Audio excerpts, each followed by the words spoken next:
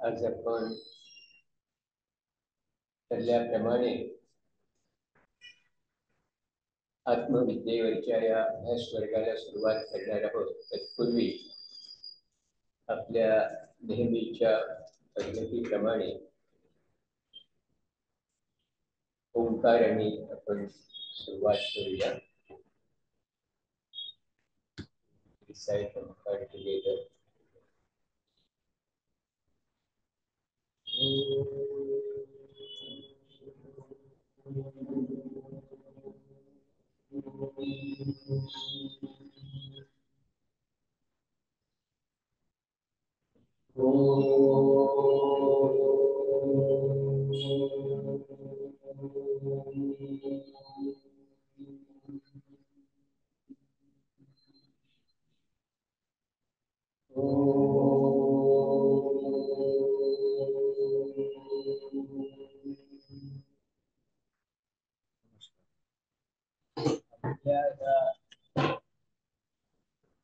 अभ्यासक्रमाचं नाव आहे आत्मविद्येचा परिचय.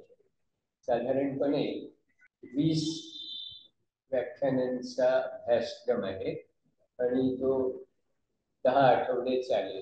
दर आठवड्यात शनिवार रविवार असे 2 दिवस तो आपण घेणार आहोत. साधारणपणे प्रत्येक दिवशी 2 सेशन्स असतील. प्रत्येक सेशन हे 45 मिनिटाचं असेल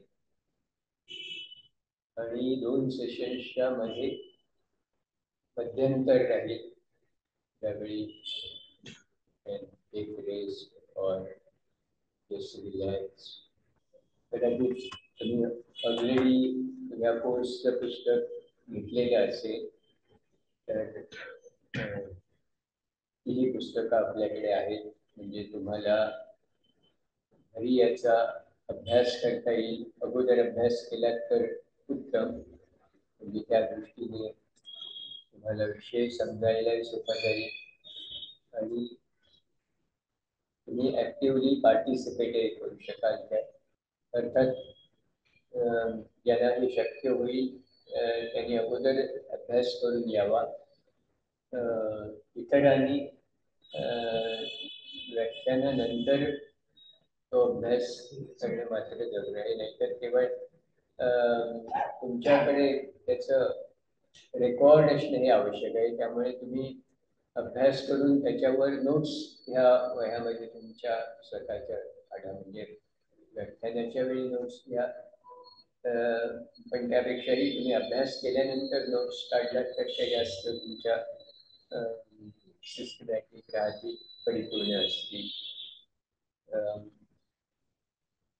आता आत्मविद्येचा परिचय हे करून घेताना आपल्याला थिओसॉफीचाच परिचय करून घ्यायचा आहे.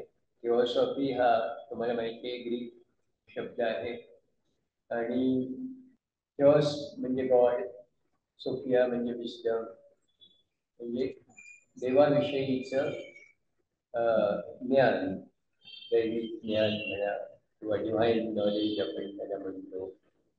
वेगवेगळे शब्द आहेत. आत्मविद्या हा पूर्वीपासून वापरला गेलेला शब्द आहे.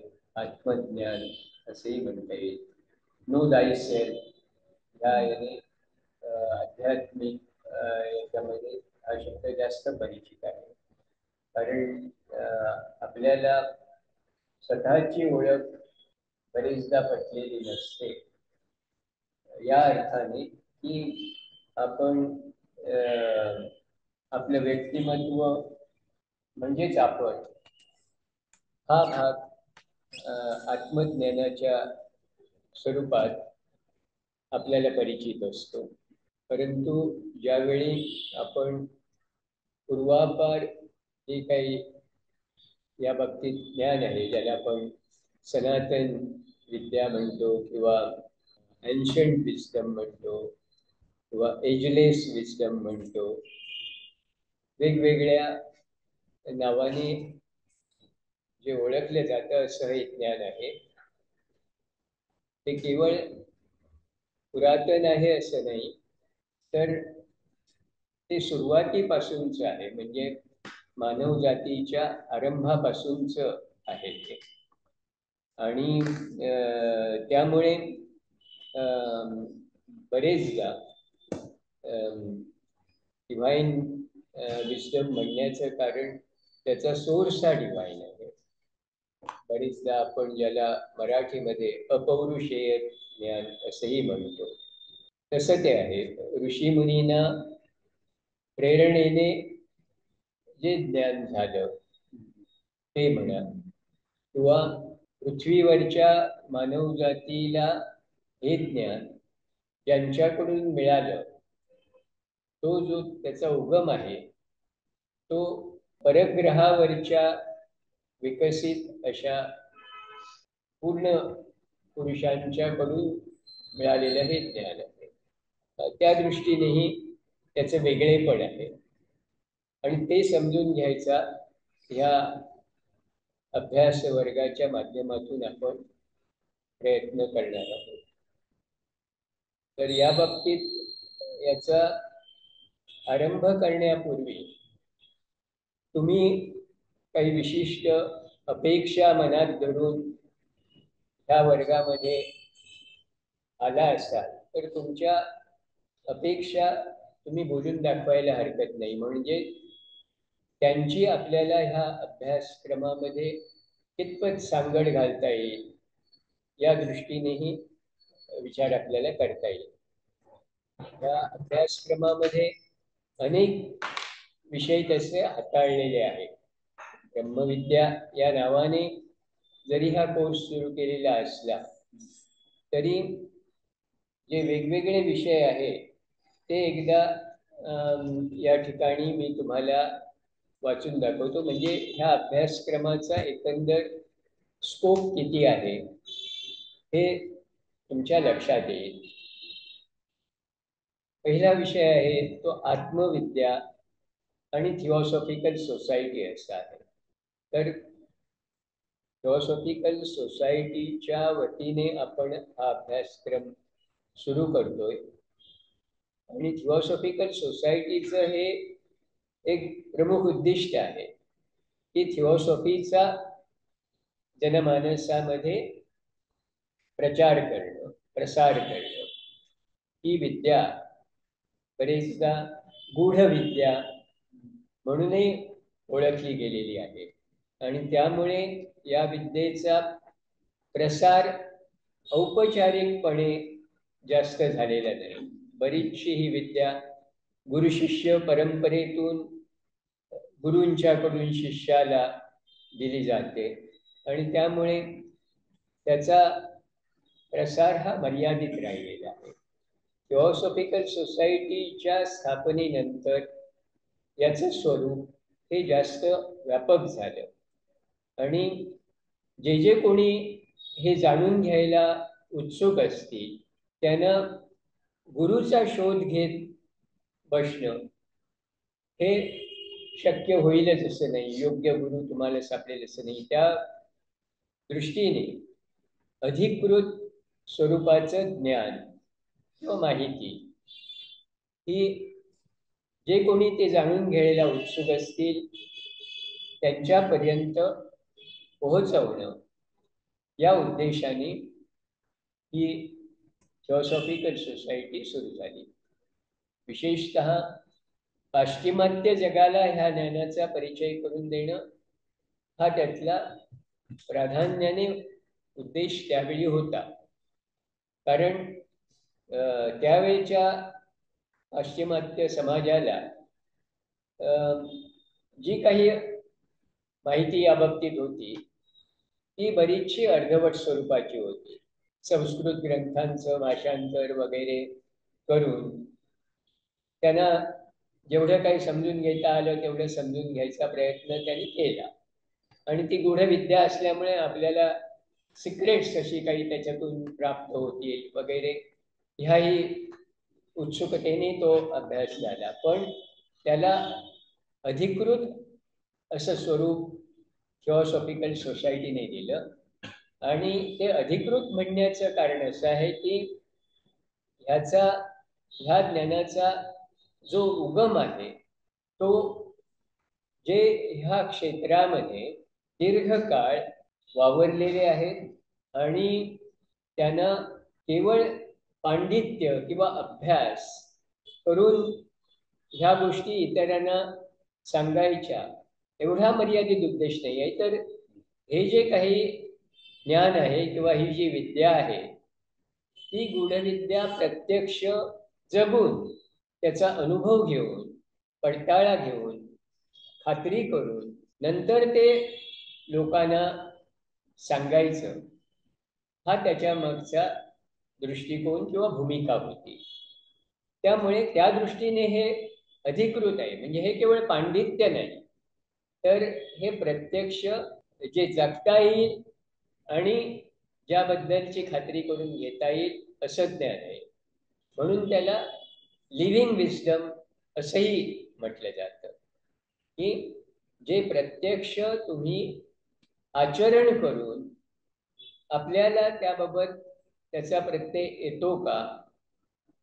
म्हणून साधारणपणे वेगवेगळ्या धर्मांनी वेगवेगळी शिकवण आपल्या अनुयायांना दिलेली आहे. ही जी शिकवण आहे धर्माची शिकवण, ती शिकवण अनुयायांनी स्वीकारायची आणि त्याप्रमाणे आचरण करायचं हे अपेक्षित असतं. किंबहुना ती शिकवण मान्य असणारेच त्याचे अनुयायी होतात. थिओसॉफीच्या बाबतीत थिओसॉफीच्या संस्थापकांची भूमिका ही यापेक्षा वेगळी आहे.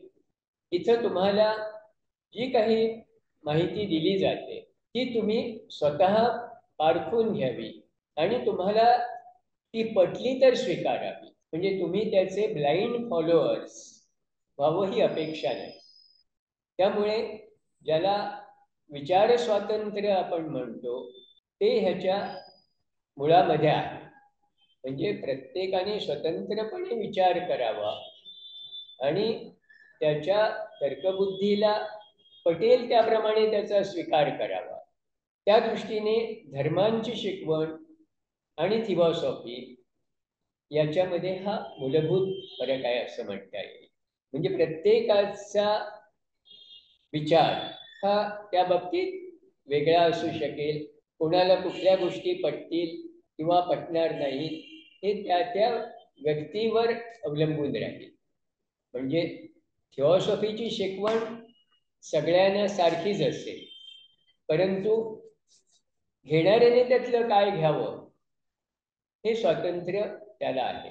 हा मूलभूत फरक असल्यामुळे तुम्ही त्याचं अध्ययन करणं हे अपेक्षित आहे आणि ते सखोल असावं. आणि जे तुम्ही अध्ययन कराल त्याप्रमाणे स्वतः तुम्ही त्याच्या खरेपणाचा शोध घ्यावा ही त्याच्यात अपेक्षित आहे. अर्थात ते केव्हा शक्य आहे, हे कुठल्या धर्मामध्ये काय सांगितलं ह्याचा आधार घेऊन नव्हे किंवा कुठली विद्वान व्यक्ती हे सांगते किंवा कोणी अध्यात्मातली अधिकारी व्यक्ती सांगते, कोणी साधू संत महाराज बाबा वगैरे हे अपेक्षित नाही आहे त्याच्यामध्ये. त्यामुळे थिओसॉफीच्या अगदी संस्थापकापासून नंतर जे जे कोणी या संस्थेमध्ये उच्चस्थानी होते त्यांनी पुष्कळ गोष्टी सांगून ठेवलेल्या असल्या तरी त्या तशाच्या तशा कोणी स्वीकाराव्या असं अपेक्षित नाही. असे काही त्या ह्या उपवंशामध्ये मायनॉर स्वरूपाचे असतात, पण वंशामध्ये ते ठळकपणे जाणवतात. त्या ठिकाणी तुम्हाला त्या लोकांच्या कुठे केस वेगळे दिसतील. आता निग्रो लोकांचे केस कुर्ले चपटे वगैरे असे तुम्हाला दिसतील. आपल्याकडच्या लोकांचे जरी ते केस काळे असले तरी केसाचं स्ट्रक्चर हे वेगळं आहे. ते गोल दिसतील, सरळ स्ट्रेट दिसतील. किंवा त्यापूर्वीच्या वंशातल्या लोकांचे जबडे तुम्हाला वेगळे दिसतील, हाडांची त्याची रचना वेगळी दिसेल. किंवा इव्हन त्यांची मज्जा संस्था वगैरे, म्हणजे ज्याच्या वर त्यांची याची प्रतिक्रिया अवलंबून असते की इतरांशी रिॲक्ट होताना वगैरे ते कशा प्रकारे रिॲक्ट होतात, ह्या सगळ्यामध्ये तुम्हाला फरक दिसेल. हा उत्क्रांतीमध्ये हळूहळू होत गेलेला फरक आहे. त्यामुळे काही लोक तुम्हाला पूर्वीच्या रेसमधले शारीरिक दृष्टीने आजच्या 5व्या रेसमधल्या माणसाच्या दृष्टीने जास्त तगडे बलवान असे वाटतील. आता इव्हन तुमच्या ह्या लोकांच्या मॅचेस होतात, ते खेळाडू त्यांचे आफ्रिकेतले खेळाडू वगैरे, हे त्यांचं फास्ट बॉलिंग करण्यात ते तुम्हाला जास्त येते. आपल्याकडचे बॉलरचे स्पिन बॉलिंगमध्ये त्यांचं कौशल्य हे तिथं पणाला लागतं, म्हणजे शक्ती कमी युक्ती जास्त वगैरे, अशासारख्या गोष्टी त्या ठिकाणी तुम्हाला हे फरक दिसते. कोरियन लोक हे वगैरे त्यांच्या आता जे कराटे वगैरे आहेत, ह्या त्यांच्या गोष्टी ह्या वेगळ्या प्रकारच्या याच्यात दिसतील. आपल्याकडे आलेली योगासनं वगैरे त्या मार्गातून झालेली प्रगती, तर हे सगळे जे बदल होत गेलेले आहेत ते ह्या वेगवेगळ्या वंशामध्ये बदल होत गेले, आणि ते बदल उपवंशामध्ये हळूहळू झालेले दिसतात. पण ज्यावेळी नवीन वंश उदयाला येतो त्यावेळी हे बदल लक्षात घेण्या इतके लक्षणीय असतात. तर ते आपल्याला दिसतील. म्हणून पूर्वीच्या काळात अनेक प्रकारची याच्यावर तुम्हाला बंधनं वगैरे सुद्धा होती. आता मॅरेजेस वगैरे ठराविक याच्यामध्ये करायची, कारण काय, त्या ठिकाणी हे डिफरन्सेस जर फार असले तर ते मॅचिंग होत नाहीत त्या ठिकाणी. तर त्या दृष्टीने वेगवेगळ्या प्रकारची जी बंधनं वगैरे होती ती, त्याचं कारण हा पडणारा जो फरक होता तो. कारण नवीन रेस एस्टॅब्लिश होईपर्यंत बरीचशी जुनी रेस ही अस्तित्वात असते, ओव्हरलॅपिंग होतात बऱ्याच वेळी, आणि कालांतराने मग जी चालू रेस आहे ती प्रॉमिनंट राहते, आणि त्या रेसेस हळूहळू त्याचाच संबंध आपल्या जे प्रलय महाप्रलय वगैरे आहेत त्याच्याशी संबंध आहे. की एक रेस ज्यावेळी नाहीशी होते त्यापूर्वी हा महाप्रलय येऊन गेलेला असतो, त्यामुळे त्या रेसचे बरेचसे लोक त्याच्यामध्ये नाहीसे झालेले असतात, आणि नवीन रेस त्याच्यानंतर उदयाला यायला लागते. त्यातले काही सिलेक्टेड पूर्वीच्या रेसमधले लोक हे कुठल्या तरी बेटावर कुठल्या तरी टेकडीवर वगैरे असे सुरक्षित राहिलेले असतात, आणि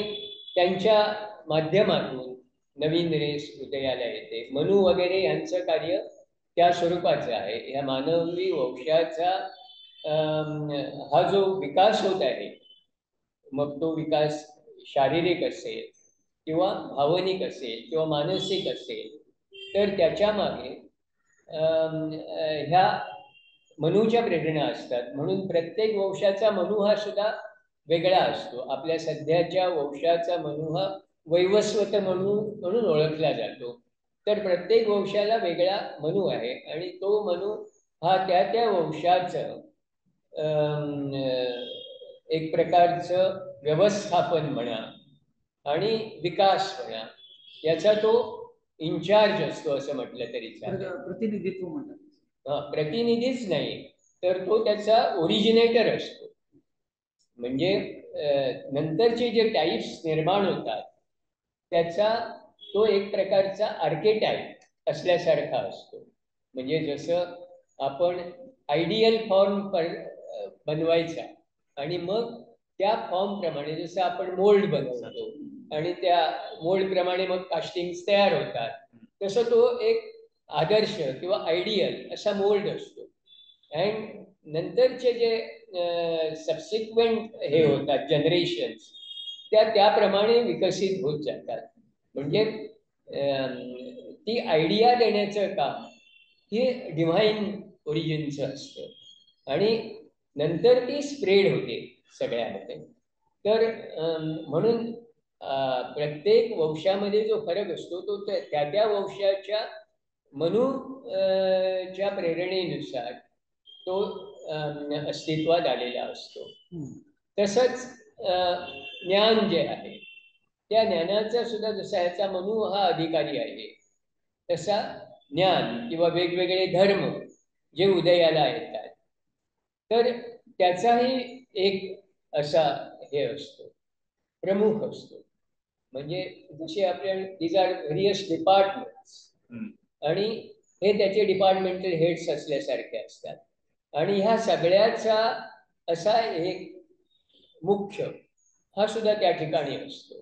म्हणजे ज्याला आता हा विषय मी इंट्रोडक्टरी म्हणून करतोय त्यामुळे काही गोष्टी ह्या थोड्याशा अगोदर येत आहेत ज्या खरं मी नंतर सांगणार. म्हणजे ज्या सोलर सिस्टीमचा जो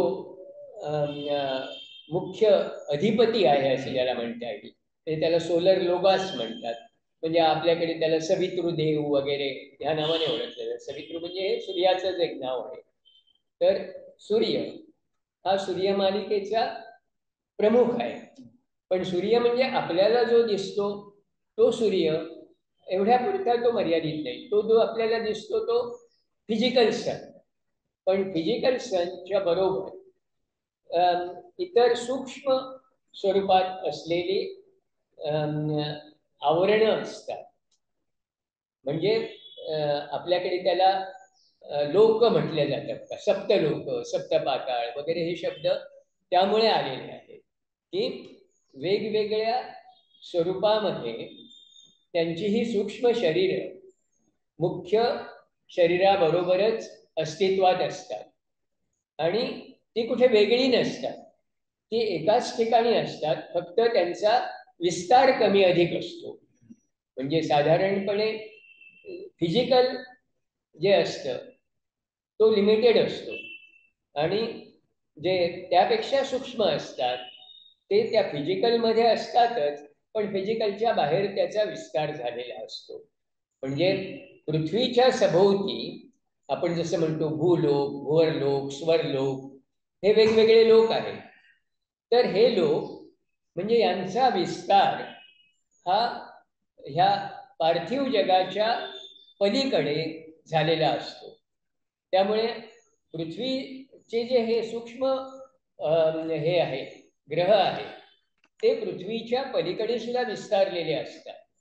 आणि हे जसं पृथ्वीचं आहे तसंच प्रत्येक ग्रहाच्या बाबतीत असतं. प्रत्येक ग्रहाचा जो फिजिकल प्लॅनेट असतो त्या प्लॅनेट बरोबरच सूक्ष्म स्वरूपामध्ये त्याचे जे हे लोक असतात ते त्याच्या बरोबरच असतात. Planetary logos is the chief so far as the planet is concerned. Solar logos is for the entire ज्याला आपण सूर्यमालिका म्हणतो त्या सूर्यमालिकेचा अधिपती हा सोलर लोगोस असतो. प्लॅनेटच्या बाबतीत तो प्लॅनेटरी लोगोस म्हणता येईल त्याला. पण याच्यामध्ये सुद्धा हे आपल्याला पुढे अभ्यासायचंय. पण आपण ज्यावेळी पृथ्वीचा विचार करतो त्यावेळी पृथ्वीच्याच बरोबर इतर ग्रहांचीही मालिका असते आणि ही जी उत्क्रांतीची योजना असते ती एकाच ग्रहावर चालू असते असं नाही. तर त्याच्यामध्ये ही जी प्रत्येक ग्रहाची जी मालिका असते त्या मालिकेवर ही उत्क्रांतीची योजना वेगवेगळ्या टप्प्यावर किंवा वेगवेगळ्या स्तरावर चालू असते. आता पृथ्वीच्या बाबतीत विचार केला तर पृथ्वीबरोबर चंद्र सुद्धा आहे. तर चंद्र हा आपण पृथ्वीचा उपग्रह असं म्हणतो विज्ञानाच्या आपल्या परिभाषेमध्ये. पण आता थिओसॉफिकल टीचिंग्समध्ये सूर्य हा चंद्र हा पृथ्वीपेक्षा जुना आहे.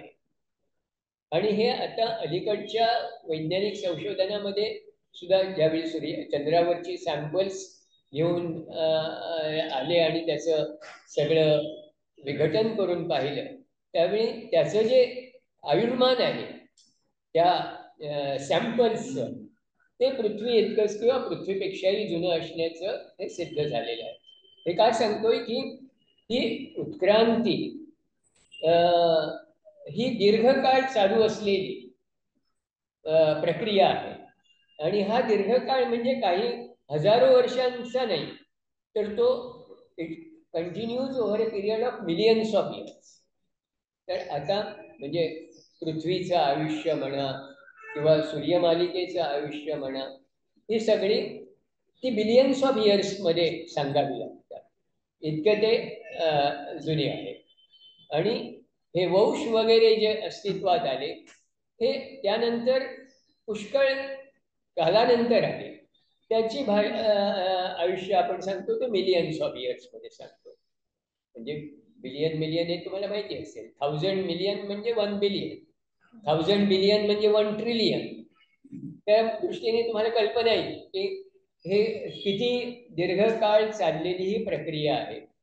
म्हणून उत्क्रांतीची प्रक्रिया ही दीर्घकाळ चाललेली असते आणि त्यासाठी त्याच्यावर वेगवेगळे हे अधिपती असतात आणि म्हणून ते वेगवेगळे अधिपती असतात. तो एकच अधिपती हे दीर्घकाळ हे सगळं नियंत्रित करत नाही. तर अर्थात त्यांच्यावर सुद्धा वेगवेगळ्या जबाबदाऱ्या सोपवल्या जातात. त्याचा ओरिजिन हा फार जुना आहे, म्हणून त्याला एजलेस विस्डम असं म्हटलेलं आहे. अनादी अनंत वगैरे हे शब्द आपल्या याच्यामध्ये जे वापरले जातात ते त्यामुळे वापरले जातात, कारण ते केव्हा सुरू झालं हे माहिती नाही. त्याचा हे ओरिजिन हा फार जुना आहे. म्हणजे आपल्या ज्ञानामध्ये ह्या सगळ्या गोष्टी येणाऱ्या नाही आहेत. त्यामुळे आपल्याला जेवढं समजू शकतं, आता सोलर सिस्टीमची आपल्याला माहिती आहे म्हणून आपण सोलर सिस्टीम बद्दल बोलतो. पण सोलर सिस्टीमच्या पलीकडे जे काही आहे त्याबद्दल आपल्याला माहिती नाही, किंवा इव्हन मास्टर्स हॅव सेड की आम्ही तुम्हाला सोलर सिस्टीमची माहिती दिली कारण आम्हाला आमच्या नियमाप्रमाणे, म्हणजे ज्याला ऑकल्ट लॉज म्हणतात, त्याच्याप्रमाणे जेवढं सांगण्याची परवानगी आहे तेवढं आम्ही सांगू शकतो. आणि सगळं त्यांना सुद्धा माहीत असेल असंही नाही, कारण त्यांच्याही वर उत्क्रांत झालेले असे अनेक आहेत. आता हे ज्यांना आपण मास्टर्स म्हणतो ते मानवी सृष्टीमधले सगळ्यात उत्क्रांत झालेले असे हे आहेत. पण त्यांच्याही पलीकडे उत्क्रांत झालेले असेही आहेत, पण ते आपल्या दृष्टीने इतक्या दूरचे आहेत की आपण आपल्या मास्टर्स पर्यंत पोहोचू शकलो तरी खूप झालं. ते जे बेसिकली आपला जो विषय आहे आत्मविद्या, त्याच्यामध्ये ते जन्म मृत्यू कर्मसिद्धांत वगैरे हे सगळं येईल की ज्याच्यावर माणसाची उत्क्रांती किंवा माणसाचं भवितव्य वगैरे ह्या गोष्टी अवलंबून असतात. त्याची बरीचशी चर्चा आपल्या ह्या अभ्यासक्रमामध्ये होईल. पण आज आपण बेसिकली ह्या पहिल्या लेक्चरमध्ये काय बघतोय की आत्मविद्या म्हणजे बेसिकली काय, तर आपल्याला फक्त जो आपण माणूस म्हणून ओळखतो त्याची आपली माहिती खूप मर्यादित आहे. ते जास्त म्हणजे काय, एक माणसाचं शरीर विज्ञान त्याची आपल्याला चांगल्यापैकी माहिती आहे, कारण ते विज्ञानानं प्रत्यक्ष डिसेक्शन करून वगैरे सगळे सूक्ष्मदर्शक यंत्रातून पाहून जे काही शक्य आहे तेवढं सगळं आपल्याला सांगितलेलं आहे. म्हणजे आपल्या हाडांची रचना कशी आहे, स्नायूंची कशी आहे, मज्जासंस्था कशी आहे, मेंदूचे भाग किती आहेत वगैरे वगैरे हे सगळं आपल्याला माहिती आहे.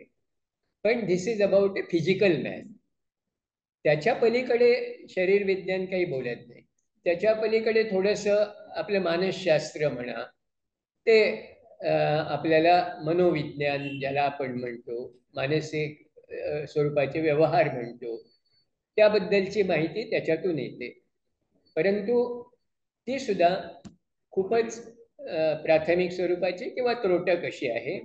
आणि कित्येकदा ती ज्यांनी प्रत्यक्ष ह्या गोष्टी अनुभवल्या स्वतःवर प्रयोग करून, म्हणजे आता मोठमोठे योगी असतात, ते आपल्यावर प्रयोग करून नंतर त्याचे परिणाम हे इतरांना सांगत असतात. जे तुम्हाला शरीरशास्त्र शिकवणारा डॉक्टर असेल किंवा प्रोफेसर असेल, त्याने प्रत्यक्ष ह्या गोष्टी केलेल्या असतील असं नाही. तो जे बरेचदा पुस्तकातलं वाचून तुम्हाला सांगत असतो. इथं ही जी विद्या आहे, ती विद्या ज्यांनी स्वतःवर प्रयोग करून आत्मसात केलेली असते, अशा लोकांनी आपल्याला सांगितलेली आहे.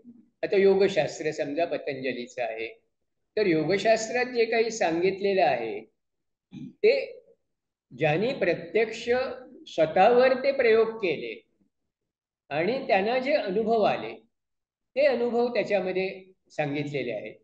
अर्थात ते केवळ त्यांच्यावरच्या प्रयोगावर अवलंबून एवढं मर्यादित नाही आहे, तर त्यांच्या पूर्वीच्या अनेक पिढ्यापासून चालत आलेले ते ज्ञान आहे. पण ते त्यातल्या प्रत्येकाने स्वतः आपल्यावर प्रयोग करून त्याची खात्री करून घेतलेली आहे की मला सुद्धा बुवा असेच अनुभव येत आहेत, म्हणजे हे बरोबर असलं पाहिजे. म्हणजे एरवी आपण अनेक गोष्टी जशा सकृतदर्शनी एखाद्या विद्वानाने सांगितल्यात किंवा अधिकारी व्यक्तीने सांगितल्यात म्हणून त्याचा स्वीकार करतो, तसं ह्याच्यामध्ये अपेक्षित नाही. इथं तुम्हाला ज्या गोष्टी सांगितल्या जातात त्या सुरुवातीला तुम्ही एक, जसं आपण सायन्समध्ये काही गोष्टी गृहीत धरतो, त्या अशा असतील म्हणून हायपोथेसिस तशा धरून चालायच्या. पण ते शेवटी आपल्याला सिद्ध करावं लागतं. सायन्स सुद्धा हायपोथेसिस जो असतो तो सिद्ध झाला तर तो स्वीकारतो, नाही तर तो स्वीकारला जात नाही. तसं या ठिकाणी काही गोष्टी तुमच्या वैचारिक ह्याला बैठक म्हणून स्वीकारल्या जातात त्या, आणि मग ते सिद्ध केलं जातं. आणि ते केवळ आर्ग्युमेंटने सिद्ध केलं जात नाही, तर प्रत्यक्ष त्याचा अनुभव घेऊन सिद्ध केलं जातं. तर ह्या म्हणून दिस इज अ प्रॅक्टिकल सायन्स, म्हणजे अप्लाइड नॉलेज आहे त्याच्यामध्ये, थिओरिटिकल नॉलेज नाही नुसतं. तर आणि ते अप्लाइड असल्यामुळेच ते जीवनोपयोगी विज्ञान आहे. तुम्हाला तुमचं जीवन सुधारण्यासाठी, अधिक उन्नत करण्यासाठी, प्रगत करण्यासाठी त्याचा वापर करणं हे शक्य आहे. पण त्यासाठी तुम्हाला स्वतः प्रयत्नशील राहिलं पाहिजे. नुसतं ते ग्रंथ वाचून आपल्याला त्या गोष्टी साध्य होतील असं नाही. त्यामुळे काय होईल, आपलं ज्ञान वाढेल, म्हणजे माहिती वाढेल. आपण इतरांना तीच माहिती पुन्हा सांगू शकू इंटर्न. पण माहिती म्हणजे ज्ञान नव्हे. फंडामेंटल जो ह्याच्यातला फरक आहे माहिती आणि ज्ञान याच्यातला, तो हा आहे. माहिती ही नुसती वैचारिक स्वरूपाची असते किंवा बौद्धिक पातळीवरची असते. पण ज्याला आपण ज्ञान म्हणतो किंवा इंग्रजीत ज्याला विस्डम म्हणतो, ते म्हणजे ज्याचा तुम्हाला प्रत्यय आलेला असतो आणि तुम्ही ते अधिकारवाणीने म्हणून सांगू शकता, ते विज्ञान किंवा ते विस्डम. तर तो त्याच्यातला फरक. आत्मज्ञान हे सुद्धा तसंच. नो दाय सेल्फ असं का म्हटलंय की तुम्हाला तुमची जी काही एकंदर रचना आहे, तुमच्या शरीराची बांधणी, त्याच्याबरोबरच तुमच्या भावना, तुमचं मन, आणि त्या मनापलीकडेही जाऊन जे काही आपण अस्तित्व मानतो, मग त्याला आत्मा म्हणा किंवा आपली जाणीव म्हणा किंवा ज्याला आपण इंट्युटिव्ह फॅकल्टीज म्हणतो, वेगवेगळ्या ह्याने आपण त्या सूक्ष्म गोष्टी जाणून घ्यायचा प्रयत्न करतो, because they are part and parcel of our being. ते आपले भाग आहेत, फक्त त्याबद्दल आपण फारसे जागृत नाही किंवा बरेचदा त्या बाबतीत आपण अनभिज्ञच असतो. आपल्याला फक्त माहिती असते की आपली पर्सनॅलिटी जी आपल्यामधून व्यक्त होत असते.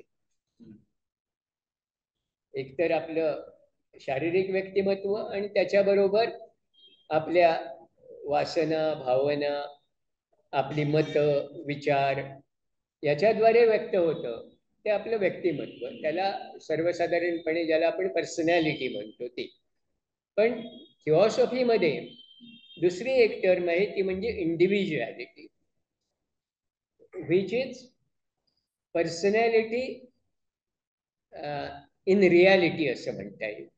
अँड ज्याला आपण पर्सनॅलिटी म्हणतो ते म्हणजे समजा एखादी गोष्ट आहे आणि त्याची सावली पडते आणि आपल्याला फक्त सावली माहिती असते आणि त्यालाच आपण वस्तू समजत असतो, तशासारखं ह्या दोन्हीचं रिलेशन आहे असं म्हणता येईल.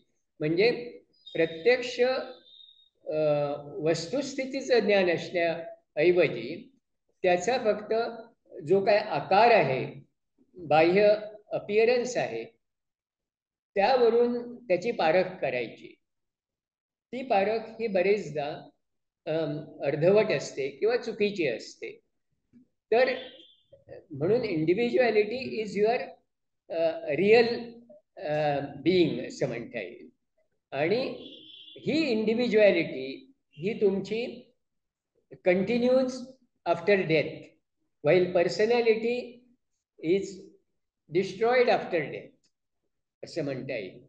कारण तुमचं जसं शरीर जातं तसंच शरीराच्या बरोबरीने दुसरे जे सूक्ष्मदेह, ज्याला आपण थिओसॉफीमध्ये ॲस्ट्रल बॉडी म्हणतो किंवा भावना कोश म्हणता येईल ज्याला, किंवा ज्याला आपण मेंटल बॉडी म्हणतो, मनोदेह, तर हे देह हे आपल्या ह्या शरीरापेक्षा सूक्ष्म आहेत आणि म्हणून आपल्याला ते दिसत नाहीत आणि त्यामुळे बरेचदा त्याचं वेगळं अस्तित्वही आपल्याला जाणवत नाही, पण ते आहेत आणि they are part of our personality. पण ही पर्सनॅलिटी ही टेम्पररी असते, तात्कालिक असते. तात्कालिक म्हणजे तुमच्या मृत्यूपर्यंत टिकते, मृत्यूनंतरही काही काळ टिकते. म्हणजे मृत्यूमध्ये काय होतो, मृत्यू होतो तो तुमच्या शरीराचा होतो, ज्याला अन्नमयी कोश असं म्हटलं जातं बरेचदा. कारण त्याची वाढ किंवा त्याचं अस्तित्व हे कशावर अवलंबून असतं, तुमचं अन्न, पाणी, हवा याच्यावर अवलंबून असतं, म्हणून त्याला अन्नमय कोश म्हटलं जातं. पण ज्याला ह्याची गरज नाही, अन्न, पाणी, हवा असे जे तुमचे सूक्ष्म देह आहेत, ते मृत्यूनंतरही टिकतात, अर्थात काही काळ. तर त्यांचं अस्तित्व हे आपल्याला जाणवत नाही, परंतु मृत्यूनंतर आपण त्यांच्या आधारेच अस्तित्वात असतो. आणि त्यावेळी ज्याला आपण भुवरलोक किंवा स्वर्गलोक म्हणतो, त्या ठिकाणचं आपलं अस्तित्व आणि कार्य किंवा त्या ठिकाणची आपली सुखदुःख ही त्या देहांशी निगडीत असतात. त्यावेळी हा देह नसतो. म्हणजे ज्यावेळी मृत व्यक्ती ही नसते त्यावेळी सुद्धा तिचं अस्तित्व असतं त्यानंतर. आणि थिओसॉफीच्या सुरुवातीच्या काळामध्ये ह्या अशा मृतात्म्यांना बोलावायचं आणि त्यांच्याकडून ह्या परलोकाची माहिती काढायची किंवा पुढे काय घडणार हे समजून घ्यायचं वगैरे हे प्रकार फार चालायचे, ज्याला स्पिरिच्युअलिझम असं म्हटलं जायचं त्या ठिकाणी. म्हणजे मृतात्म्याशी संपर्क साधणं, जसं प्लॅनचेट करतात किंवा इतर असे अनेक प्रकार आहेत. तर थिओसॉफीमध्ये त्या गोष्टींचा अभ्यास अपेक्षित नाही आहे, किंबहुना त्याला एक प्रकारे प्रतिबंध केलेला आहे असं म्हटलं तरी चालेल. कारण त्याच्यामध्ये सत्य कमी असतं आणि असत्य जास्त असतं, किंवा त्याच्यामध्ये हार्म जास्त असतो, धोके असतात आणि आध्यात्मिक विकास काही नसतो. तर त्यासाठी त्या गोष्टींना उत्तेजन दिलेलं नाही, किंवा पुन्हा एक प्रकारे त्याच्यामध्ये तुम्ही पडू नका असंच सांगितलेलं आहे. कारण तो पुष्कळदा अनेकांच्या दृष्टीने एक धंदा सुद्धा होऊ शकतो, कमर्शियल त्याचा उपयोग पुष्कळशे लोक करतात. तांत्रिक मांत्रिक वगैरे, कारण त्यांना काही ज्याला अशा सिद्धी म्हणतात की त्याला इद्दी म्हटलं जातं. सिद्धी आणि इद्दी याच्यामध्ये ज्या अगदी किरकोळ स्वरूपाच्या सिद्धी असतात अशा सिद्धी या मांत्रिकांना असतात. त्यामुळे काही गोष्टी ते तुम्हाला सांगू शकतात, तुमचा विश्वास संपादन करतात आणि तुमचा एकदा विश्वास बसला की तो सांगेल ते तुम्हाला खरं वाटतं, तुम्ही त्याचा सल्ला घ्यायला जाता वगैरे वगैरे आणि त्याची किंमत तो वसूल करतो. आणि ह्या त्याच्या सिद्धी कायम टिकतात असं नाही, कारण त्यांचा दुरुपयोग ज्यावेळी व्हायला लागतो, स्वार्थी कारणासाठी ते वापरल्या जातात, तेव्हा हळूहळू या शक्ती नाहीशाही व्हायला लागतात, असा अनुभव आहे. पण तो आपला प्राण नाही, थिओसॉफीचा तो प्रांत नाही, हे आपण लक्षात घेतलं पाहिजे. आपला जो प्रांत आहे तो स्पिरिच्युअल डेव्हलपमेंटचा भाग आहे. म्हणजे जे आपल्यामध्ये दैवी अंश आहे असं आपण म्हणतो, डिव्हाइन इसेन्स, किंवा सर्वसाधारणपणे पॉप्युलरली आत्मा असं आपण ज्याला म्हणतो, तो आत्मा हे आपलं खरं अस्तित्व आहे. कारण तो आत्मा हा परमात्म्याचा अंश आहे. म्हणजे डिव्हाइन इसेन्स ऑफ मॅन असं त्याला म्हटलं जातं. आणि त्याचा विकास हा अपेक्षित आहे. मानवी जन्मामध्ये तो जो अंशरूपाने आहे त्याचा विकास अपेक्षित आहे. त्यामुळे आध्यात्मिक जीवन म्हणजे काय, तर त्या सुप्त दैवी गुणांचा विकास, त्याचा विकास करायला अनुकूल अशा प्रकारची जीवनशैली आपण अनुसरणं आणि त्याप्रमाणे जीवन जगणं हे अपेक्षित आहे. तसं आपण जगलो नाही तर त्याचा विकास होत नाही.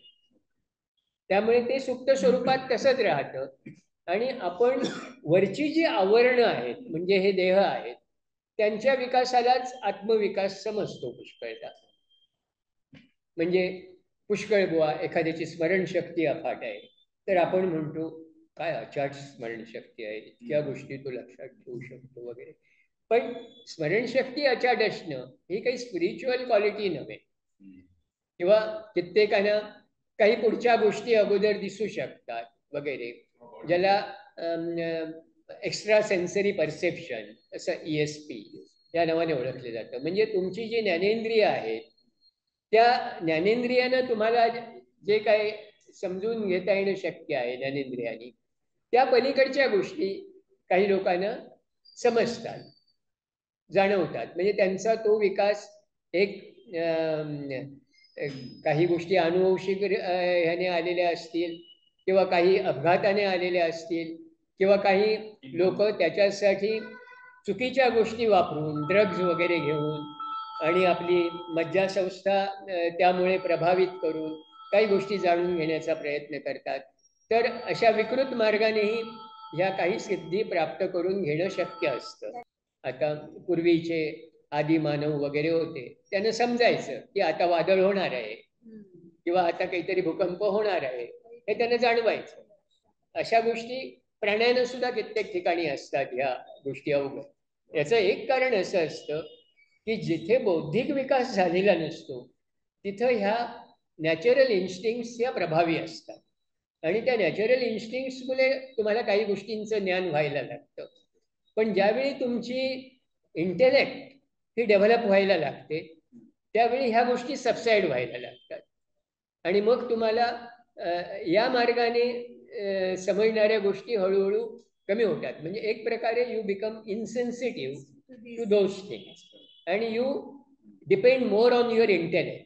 म्हणजे विचार करून ठरवणं वगैरे हे आपल्या आजच्या जनरेशनला जे लागू आहे ते म्हणजे मला ते पटतं, कारण माझ्या तर्कबुद्धीला ते पटतं म्हणून. म्हणजे त्याच्यामधला कार्यकारण भाव हा मला समजला तर मी त्याच्यावर विश्वास ठेवतो. पूर्वीचे लोक चटकन विश्वास ठेवायचे कारण त्यांना त्या गोष्टी जाणवायच्या म्हणून विश्वास ठेवायचे. आता जाणवत नसताना सुद्धा लोक ज्यावेळी विश्वास ठेवतात त्यावेळी ती अंधश्रद्धा असते. त्यावेळेच्या लोकांना ते काही गोष्टी जाणवायच्या म्हणून ते विश्वास ठेवायचे.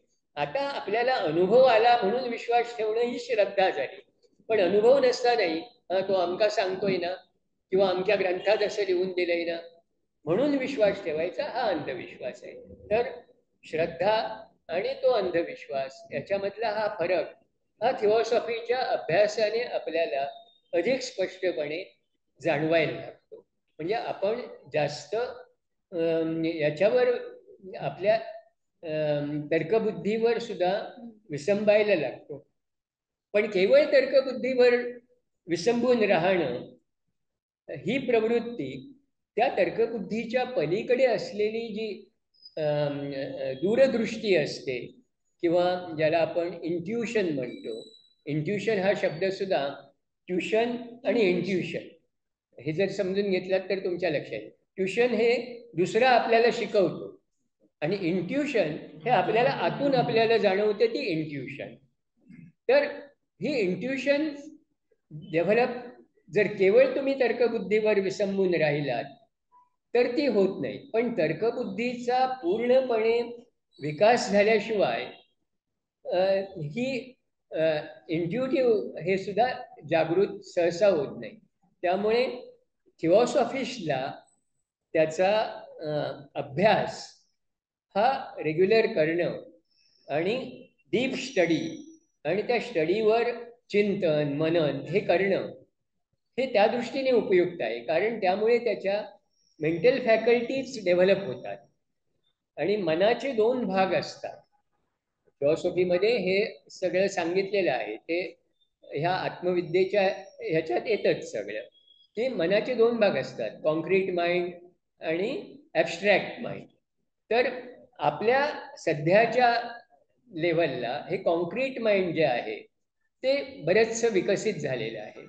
पण ॲब्स्ट्रॅक्ट माइंड हे तेवढं विकसित झालेलं नाही. किंवा हायर माइंड म्हणा, लोअर माइंड, हायर माइंड.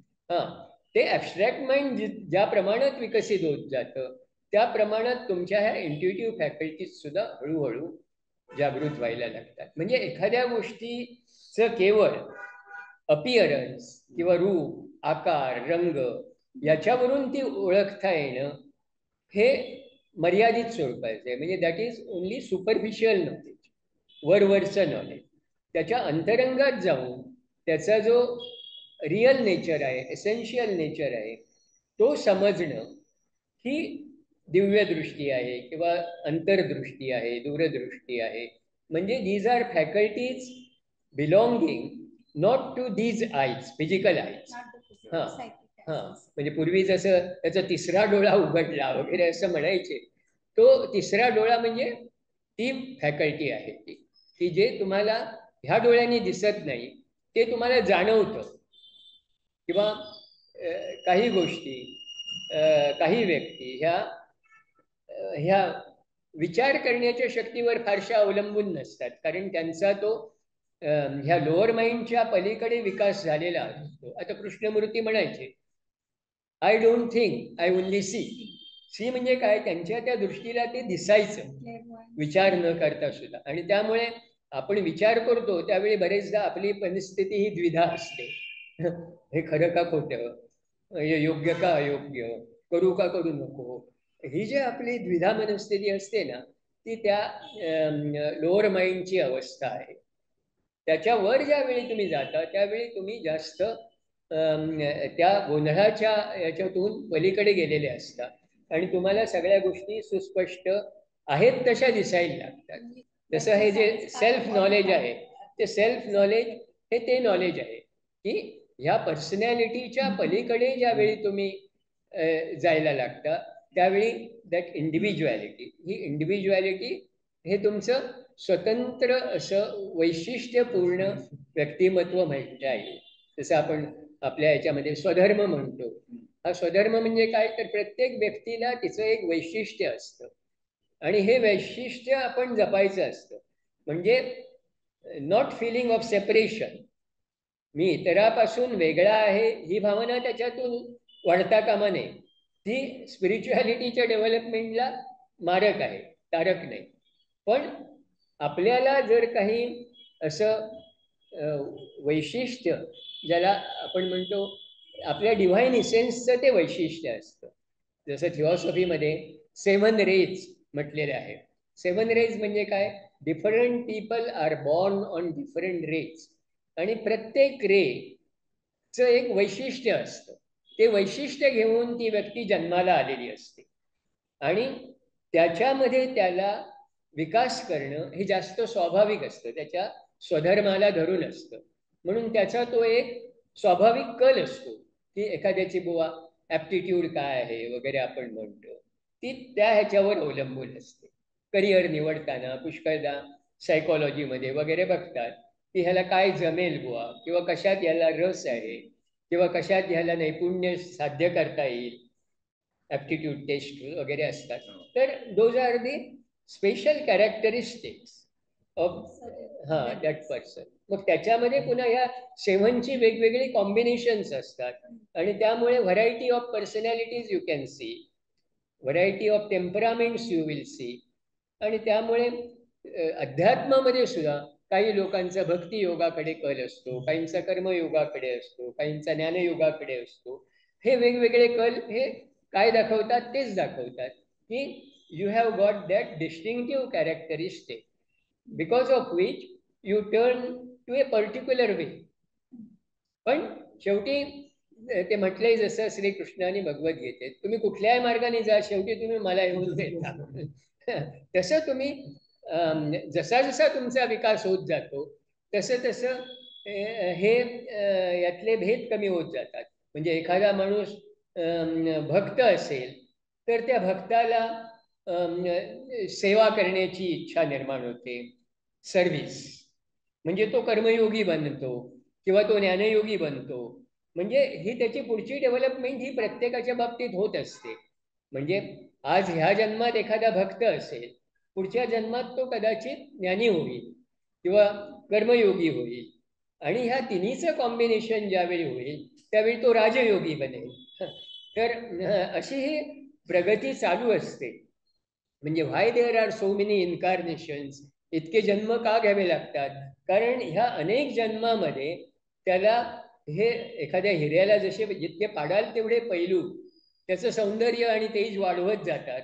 तसं जर आपल्याला पूर्णत्वाला पोचायचं असेल, फ्रॉम प्रोग्रेशन टू परफेक्शन असं ते गोल्डन स्टेअर्समध्ये HPBने म्हटलंय. म्हणजे प्रत्येक जन्मामध्ये आपली प्रगती होत असते, हळूहळू एका विशिष्ट प्रकारची प्रगती असते. पण आपल्याला सर्वांगीण प्रगती साधण्यासाठी अनेक जन्म घ्यावे लागतात. तेव्हा कुठे आपण ॲडेप्ट बनतो. ॲडेप्ट म्हणजे हे जे आपले महात्मे किंवा मास्टर्स आहेत, म्हणजे पूर्ण पुरुष म्हणता येईल त्याला. म्हणजे ह्या ह्युमन इव्हॉल्युशनमध्ये जी काही अंतिम अवस्था आहे ती ज्यांना प्राप्त झाली ते ॲडेप्ट्स.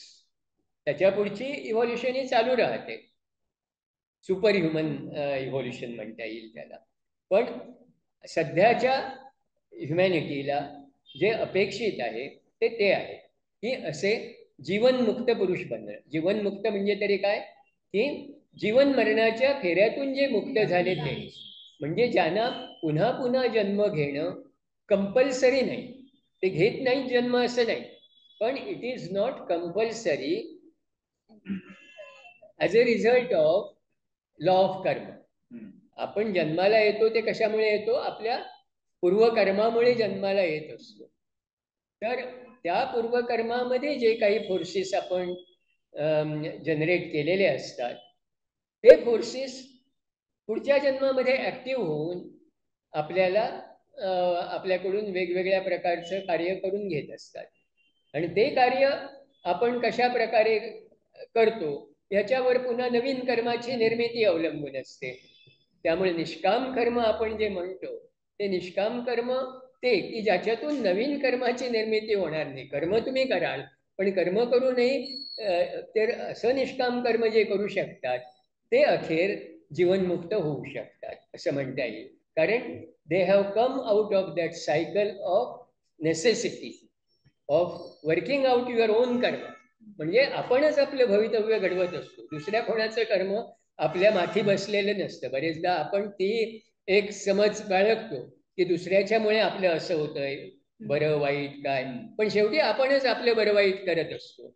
दुसरे त्याला पूरक पोषक उपकारक ठरू शकतात पण ते मार्जिन आहे, त्याचा फार मोठा अंश त्याच्यामध्ये नसतो. तो आपणच आपले म्हणून शिल्पकार वगैरे जे म्हटलं जातं ते त्या अर्थाने की आपलं संचित कर्म किंवा आपलं प्रारब्ध कर्म किंवा आपले क्रियमाण कर्म हे आपल्या ह्या उत्क्रांतीशी निगडित आहे. आपणच कुठे जन्माला यायचं, कुठल्या वातावरणात जन्माला यायचं, हे आपल्या पूर्वकर्मानुसार ठरवत असतो किंवा ठरवायला कारणीभूत होत असतो. तर हे लक्षात घेतलं तर मग दुसऱ्याला दोष देण्याची जी काय मी अशा कुटुंबात जन्माला आलोय त्यामुळे असं होतंय वगैरे असं पुष्कळ लोक आपल्याच आई वडिलांनाही दोष देत असतात, किंवा अशा परिस्थितीत मी जन्माला आलोय त्यामुळे मला काय संधी मिळत नाही विकासाची. ती सगळं आपणच निर्माण केलेलं असतं. फक्त हे सगळं आपल्या दृष्टीआड घडलेलं असतं. ह्या जन्मात आपल्याला त्याच्या स्मृती नसतात, कारण आपला मेंदू गेलेला असतो त्यावेळेचा, नवीन मेंदू आलेला असतो, त्याच्यामध्ये त्या स्मृती नसतात. त्यामुळे पण या ठिकाणी ती इंडिव्हिज्युअलिटी मग म्हटलं, म्हणजे याला आपल्या याच्यामध्ये कारणदेह म्हटला जातो. तर तो कारणदेह हा कायम राहणारा असतो. कॉझल बॉडी त्याला म्हणतात इंग्रजीमध्ये. तर and we carry that causal body incarnation after incarnation, आणि त्याच्यावर आपला हा स्पिरिच्युअल डेव्हलपमेंट ही मेजर करता येते. कारण तो कारण देह हा अविकसित माणसाच्या बाबतीत फक्त नावापुरताच असतो. म्हणजे त्याला कोणत्याही प्रकारचा आकार, रंग, तेज वगैरे असं काही नसतं. But it is there in the seed form म्हणा पाहिजे तर.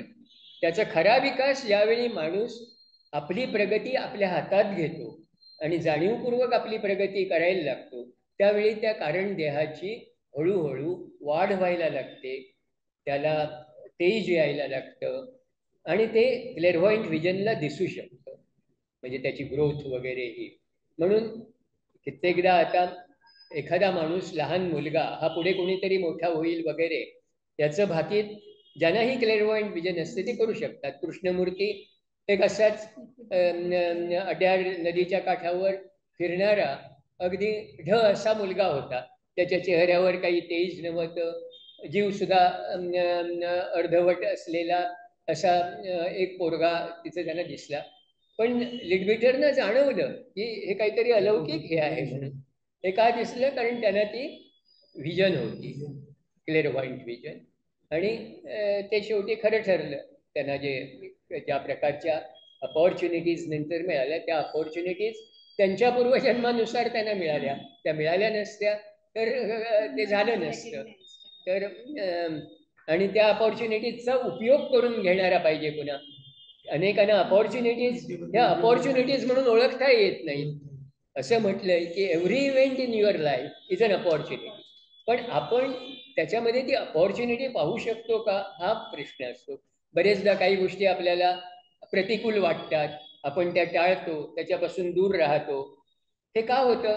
कारण त्याच्यामध्ये मला काहीतरी उपयोग करून घेण्यासारखं आहे, विकासाची संधी आहे, हे आपण ओळखत नाही. आणि म्हणून एकदा वाया गेलेली संधी पुन्हा परत केव्हा येईल हे सांगता येत नाही, असंही याच्यामध्ये म्हटलेलं आहे. त्यामुळे कदाचित ते कित्येक जन्मानंतर सुद्धा परत येऊ शकते. तर असं हे आत्मविद्याची ही थोडक्यात ओळख आहे. तर मला वाटतं इथे आपण आता थांबूया.